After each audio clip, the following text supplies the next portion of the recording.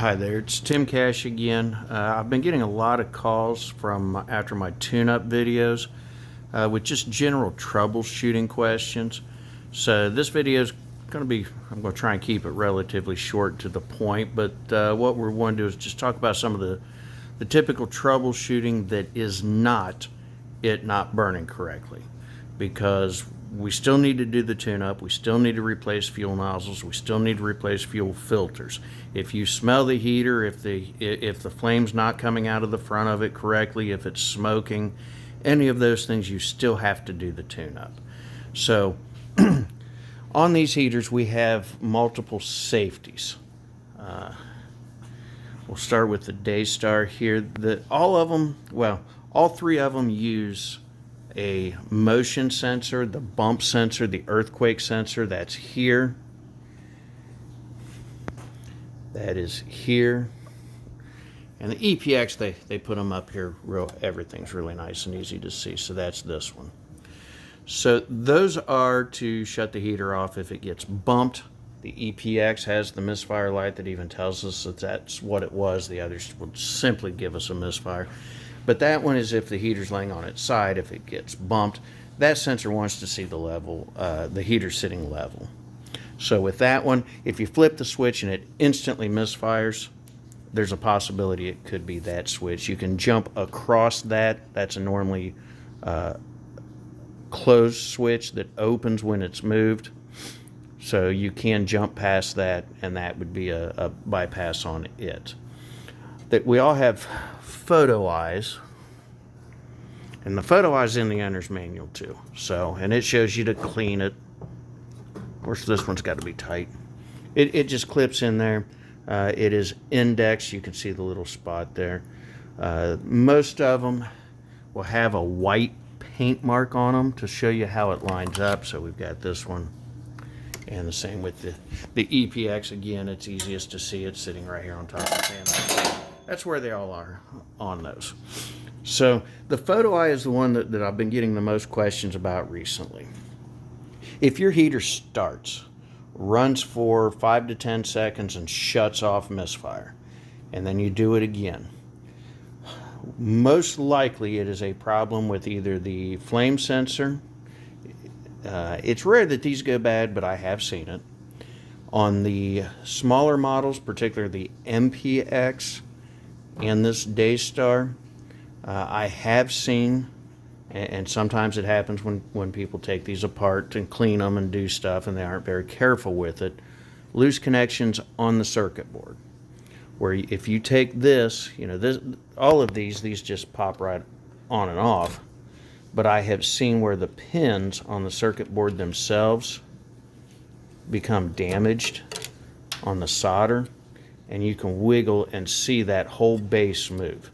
And that's when it becomes a real intermittent problem. So if somebody says, if I get a call and I'm talking to somebody and they say sometimes it works, sometimes at 5 seconds it shuts itself off, we need to check these circuit boards. Somebody that does electronics could probably redo the solder. I myself, we have to just replace the circuit board at that point. But to test the sensor itself, what I like to do is I'll take a flashlight,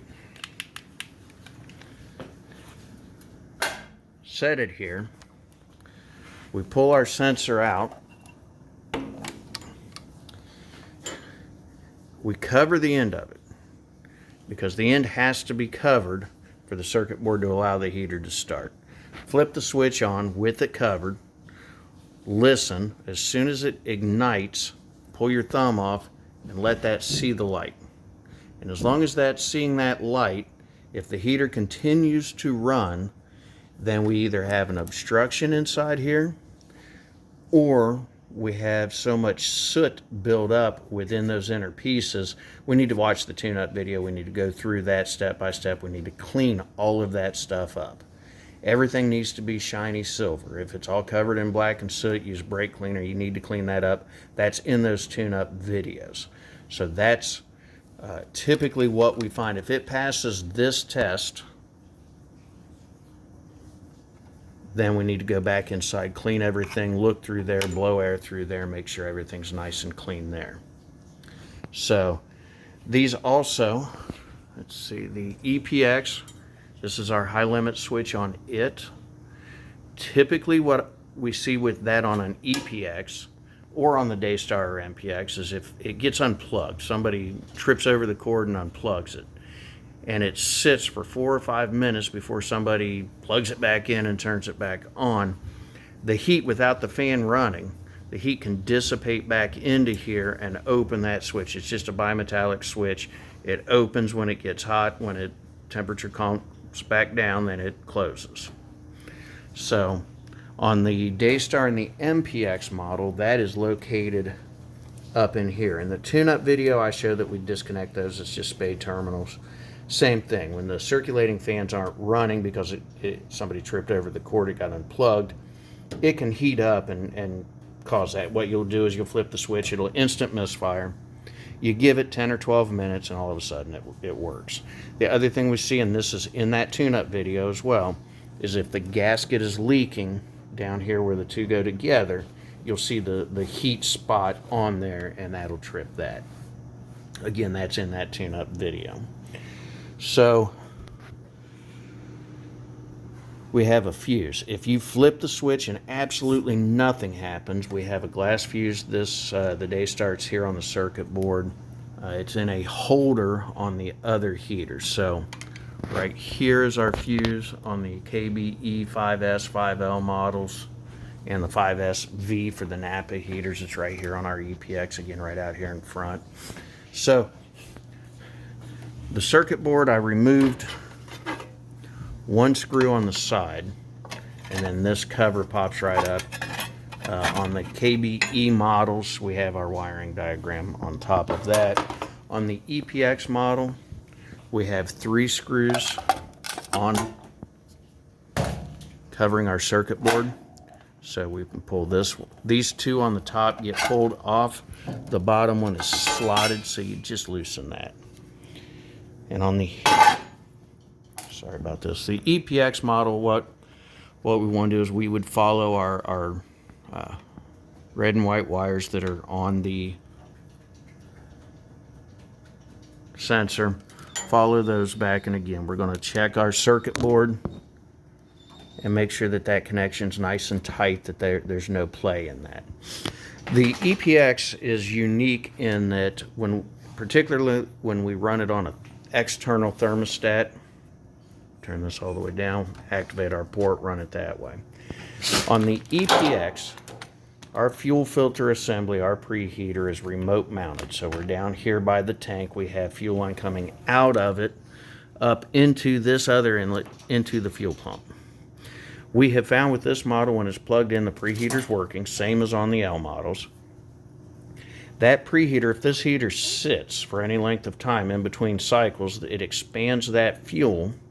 These bowls are never totally full of fuel, so we have a little bit of air above them, and what we'll see is an air bubble pushed up into here. The heater lights either by thermostat, or you come in the room, you turn it on, and it'll light, and then it'll sputter and stutter and puff, puff, puff, puff, puff, and it may even misfire at that point.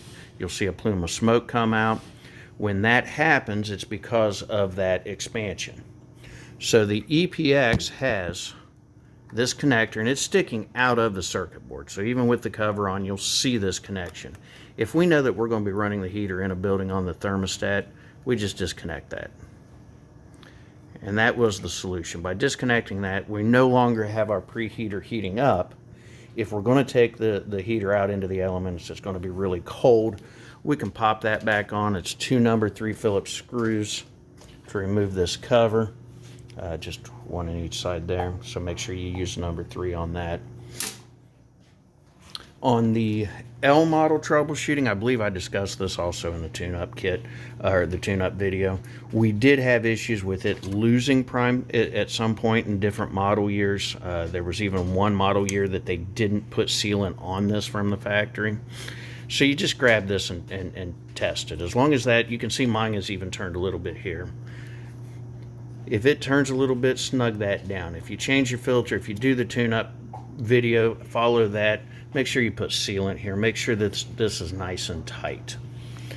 The Daystars, we really don't have that much that's unique to them other than, of course, the high limit switch. Everything else is pretty straightforward. On all of these heaters, you have to have a clean filter, clean nozzle, clean fuel. Those are the keys. So you have to do the tune-up video. Let's see, is there any other? If you guys have questions, I'm not real good about being alerted to the comments and stuff. You can always just reach out and call me at my cell number. I certainly get plenty of phone calls on these. Do my best to return calls, answer your questions, give you more troubleshooting tips and guides on them. But that should cover the majority of what we see. The EPX is also easy because it will tell you which light, which function, which safety has tripped. The other two, it may take a little more work, but again, the 5-second runtime, that is usually has to do with the flame sensor. So